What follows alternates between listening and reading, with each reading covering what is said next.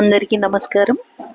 తెలంగాణ భాషా దినోత్సవ శుభాకాంక్షలు అందరికీ. సెప్టెంబర్ 9 ప్రజాకవి స్వర్గీయ కాళోజీ నారాయణరావు గారి జన్మదిన సందర్భంగా ప్రతి సంవత్సరం ఈ రోజుని తెలంగాణ భాషా దినోత్సవంగా జరుపుకుంటాము. పిఎం శ్రీ ZPHS కోటగిరి ప్రధాన ఉపాధ్యాయులు శ్రీ తిరునగరి శ్రీనివాసరావు గారి ఆధ్వర్యంలో తెలంగాణ భాషా దినోత్సవాన్ని ఘనంగా జరుపుకోవడం జరిగింది. తెలంగాణ భాషా దినోత్సవం సందర్భంగా అందరికీ కూడా శుభాకాంక్షలు. మరి తెలంగాణ భాషా దినోత్సవం ఇదే రోజున ఎందుకు పెట్టుకుంటున్నాం? కాళోజీ నారాయణరావు గారి జయంతిని 2014 నుంచి కేసీఆర్ ప్రభుత్వం ఉన్నప్పుడు తెలంగాణ భాషా దినోత్సవంగా ప్రకటించింది. ఆ రోజు నుంచి మనము ప్రతి సంవత్సరం ఆయన పుట్టినరోజుని తెలంగాణ భాషా దినోత్సవంగా జరుపుకుంటున్నాం. మరి ఆయన పుట్టినరోజునే తెలంగాణ భాషా దినోత్సవం ఎందుకు జరుపుకుంటున్నాము అనే విషయాన్ని ఒక 2 నిమిషాలు నేను చెప్తాను. విద్యార్థులు శ్రద్ధగా వినే ప్రయత్నం చేయండి. తెలంగాణ వైతాళికుడు మరి ప్రజాకవి కాళోజీ జయంతిని మనము తెలంగాణ భాషా దినోత్సవంగా జరుపుకుంటాము. ఆయన ఏమన్నారంటే, మొదటి ప్రపంచ యుద్ధంతో నేను భూమి మీద పడ్డానన్నారు. మొదటి ప్రపంచ యుద్ధం అంటే ఎప్పుడు స్టార్ట్ అయిందంటే 1914లో ప్రారంభమైంది. ఇదే రోజు 9/9/1914 నాడు మరి కర్ణాటక రాష్ట్రంలోని బీజాపూర్ జిల్లా రట్టిహల్లి అనేటువంటి గ్రామంలో జన్మించడం జరిగింది. తల్లిదండ్రులు రమాబాయి, రంగారావు. ఇక చదువు వరంగల్ అండ్ ఉన్నత విద్యను హైదరాబాద్లో పూర్తి చేశారు. ఆయనకు ముక్కుసూటిగా మాట్లాడడం, ఉన్నదిన్నట్టుగా మాట్లాడడం అలవాటు. ఆయన స్నేహితులైనా సరే తప్పంటే తప్పని చెప్తారు, ఉప్పంటే ఉప్పని చెప్తారు అనమాట. అన్యాయాన్ని ఎదిరించడం అంటే ఆయనకు చాలా ఇష్టం. అందుకే ఆయన సొంత స్వీయ చరిత్ర అయినటువంటి ఇది నా గొడవ అనేటువంటి ఒక కవితా సంకలనాన్ని రచించి 8 సంపుటాలుగా రిలీజ్ చేశారు. అందులో అనేక కవిత్వాలను ఆయన రాయడం జరిగింది. అందులో నుంచి కొన్ని మనం చూద్దాం.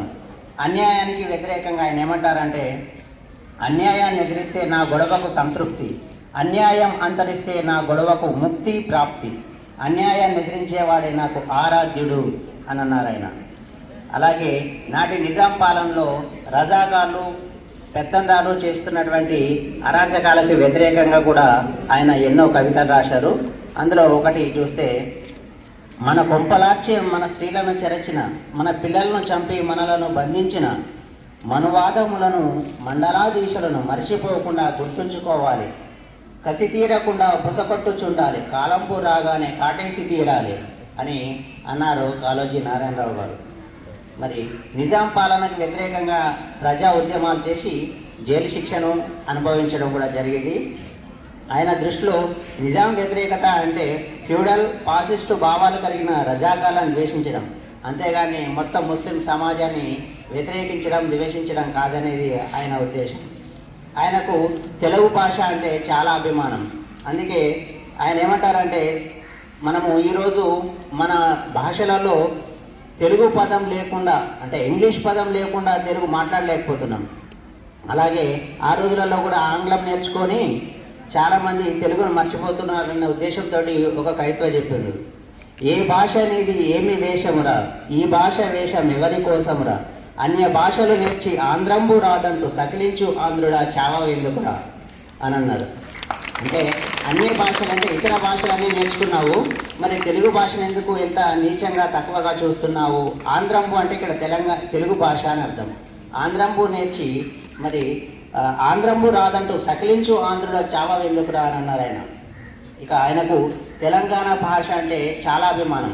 అంటే 2.5 జిల్లాలు కోస్తా ఆంధ్ర ప్రాంతంలో ఉన్నటువంటి భాషనే అసలైన తెలుగు భాష అనే విధంగా తెలంగాణ యాసను ఆంధ్ర ప్రాంతం వాళ్ళు చిన్న చూపు చూస్తుంటే దానికి వ్యతిరేకంగా కూడా ఆయన ఏమన్నారంటే, 2.5 జిల్లాలదే దండి భాష అయినప్పుడు, తక్కినోళ్ళ భాష తొక్కు పెట్టబడ్డప్పుడు ప్రత్యేక తెలంగాణ కోరిక తప్పదు అని తెలంగాణ ప్రత్యేక రాష్ట్ర కోరికను ఆ రోజే తెలియజెప్పారు ఆయన. మరి ఆయన చేసినటువంటి ప్రత్యేక తెలంగాణ ఉద్యమమే తర్వాతి తరం వాళ్ళు ముందుకు తీసుకెళ్లారు. దాని ఫలితంగానే మనం ఈరోజు ప్రత్యేక తెలంగాణ రాష్ట్రాన్ని అనుభవిస్తున్నాము. మరి తెలంగాణ పోరాటంలో అందరూ కలిసి రావాలని ఆయన కోరారు. దానికి అన్యాయంగా ఎవరైనా, అంటే మన ప్రాంతం వాళ్ళు కూడా ఎవరైనా వ్యతిరేకంగా పనిచేస్తే దానికి ఆ వ్యతిరేకంగా కూడా ఒక కవిత్వం రాశారు. ఏంటంటే, ప్రాంతీయేతరులు అన్యాయం చేస్తే, అంటే మన ప్రాంతం కాని వాళ్ళు ఇతరులు ఎవరైనా తెలంగాణకు అన్యాయం చేస్తే పొలిమెరల తరిమి కొడతాం. అదే మన ప్రాంతం వాళ్ళే అన్యాయం చేస్తే ప్రాణం అనే పాదర వేస్తాం అని అన్నారు ఆయన. వీర తెలంగాణ అన్నది, వీరు తెలంగాణ అన్నది అని చాటి చెప్పారు కాళోజీ నారాయణరావు గారు. ఆయన దృష్టిలో భాష అంటే రెండు రకాలు. ఒకటి బడి పలుకుల భాష, రెండోది పలుకుబడుల భాష. మనకు తెలుసు, మనకు ఆల్రెడీ 10th క్లాస్లో వచ్చింది. బడి పలుకుల భాష అంటే బడిలో మనం మాట్లాడుకునే భాష. పలుకుబడుల భాష అంటే మనం ఇంటి దగ్గర వ్యవహరించేటువంటి భాష. మనకు పలుకుబడు భాష కావాలి అని అన్నారు. అంటే మనం స్కూల్లో చదివే భాష, అంటే గ్రాంధిక భాష చదువుతున్నాము. ఈ గ్రాంధిక భాషకు వ్యతిరేకంగా ఆయన ఉద్యమాలు కూడా చేయడం జరిగింది. ప్రాంతీయ భాష, మనం ఇంట్లో వ్యవహారిక భాషనే ఆయన పుస్తకాలలో ఉండాలని ఆయన కోరుకున్నారనమాట. మరి ఆయనకు ప్రజాస్వామ్యం పైన చాలా, ఓటు హక్కు పైన చాలా నమ్మకం అనేది ఉంది. మరి ప్రజాస్వామ్యాన్ని, ఓటు హక్కు యొక్క ప్రాముఖ్యత తెలియజెప్తూ ఆయన మెడలో బోర్డు వేసుకొని కూడా చాలా రోజులు తిరగడం జరిగింది. ఆయన కొన్ని రోజులు కాంగ్రెస్ పార్టీలో చేరి కాంగ్రెస్ పార్టీలో ఉన్నారు. తర్వాత పార్టీ సిద్ధాంతం నచ్చక, అంటే కాంగ్రెస్ పార్టీ వాళ్ళు ఏది చేసినా కానీ దానికి సపోర్ట్ చేయాలి వాళ్ళు అనేవారు, దానికి విప్ జారీ చేసేవారు. ఈయన నచ్చకపోతే దాన్ని వ్యతిరేకించి పార్టీలో నుంచి బయటికి రావడం జరిగింది.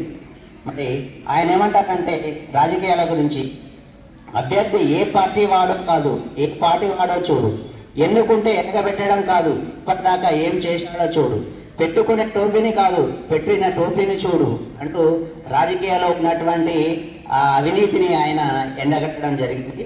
మరి ఆయన జీవితాంతం సమాజం కోసమే కృషి చేశాడు. ఆయనకంటూ సొంత ఆస్తులు ఏమీ లేవు.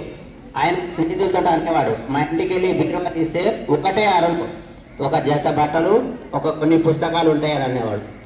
అంత సింపుల్గా నిరాడంబరంగా బతికినటువంటి వ్యక్తి కాళోజీ నారాయణరావు గారు. ఆయన గురించి ఇతరులు ఏమంటారంటే, పుట్టుకానిది చావు నీది, బతుకంతా దేశానిది అని అన్నారు. నిజంగా ఆయన పుట్టడం వరకు, ఆయన చావడం మాత్రమే ఆయన చేసింది. జీవితం మొత్తం సమాజం కోసం కృషి చేశారు ఆయన. ఎందుకంటే ఆయన మరణించినప్పుడు కూడా, ఆయన నవంబర్ 13, 2002లో మరణించాడు. పుట్టినప్పుడు, చనిపోయినప్పుడే కాదు, చనిపోయిన తర్వాత కూడా నా దేహం పనికి రావాలనే ఉద్దేశంతో వరంగల్లోని కాకతీయ మెడికల్ కాలేజీకి తన బాడీని డొనేట్ చేయమని చెప్పేసి ఆయన కోరాడు. అంటే ఆయన చనిపోయిన తర్వాత ఆ పీజీ చేసేటువంటి, అంటే మెడికల్ చేసేటువంటి విద్యార్థులు ప్రయోగం చేసుకోవడం కోసము ఆయన బాడీని కాకతీయ మెడికల్ కాలేజీకి డొనేట్ చేయడం జరిగింది. మరి ఆయన ఎన్నో రచనలు రచించారు. అందులో ముఖ్యమైన నాగొడప అనేది, అలాగే బూది, ఫేస్ పౌడర్ అంటాము, అది వ్యంగ్య కథ, లంకా పునరుద్ధరణ, ఇది కూడా వ్యంగ్య కథనే. మరి ఇలాంటి ఎన్నో రచనలు చేసి మనందరి మనస్సు దోచుకున్నటువంటి వ్యక్తి కాళోజీ నారాయణరావు గారు. ఆయనకు పురస్కారాలంటే 1972లో పద్మవిభూషణ్ అవార్డు లభించడం జరిగింది. మరి ఆయన పుట్టినరోజును మనము తెలంగాణ భాషా దినోత్సవం జరుపుకోవడం కూడా మనందరికీ కూడా గర్వకారణం. ధన్యవాదాలు.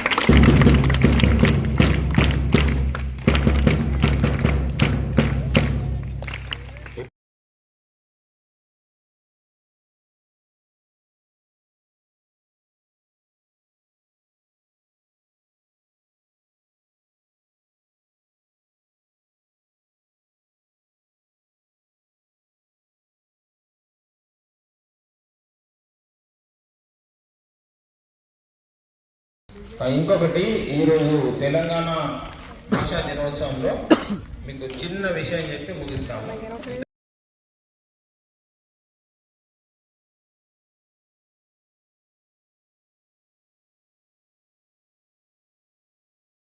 తెలంగాణ భాష గురించి మీకు చెప్తాను.